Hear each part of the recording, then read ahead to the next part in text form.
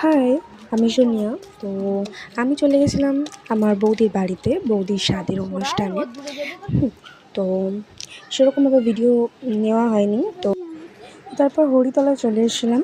তো এখানে সব কিছু কমপ্লিট করে, রান্না-বান্না সব কিছু কমপ্লিট করে আমার সেরকম কোনো ভিডিও নেওয়া হয়নি।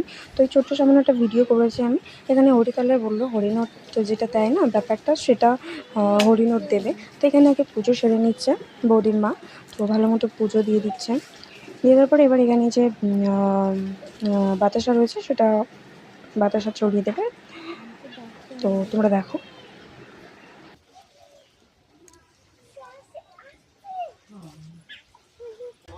এবার বাতাসা চড়াবে। তো আমার ভাইপোকে, তারপর আমার বৌদির মাসির মেয়েকে, ওদেরকে ডাকলো। আমিও একটু কুড়িয়ে নিলাম। তারপর যে প্রণাম করে নিল, ভালো করে ঠাকুরকে ডাকলো। তারপর বৌদির স্বাদের খেতে বসার সময় একটা ছোটো ভিডিও তুলেছি।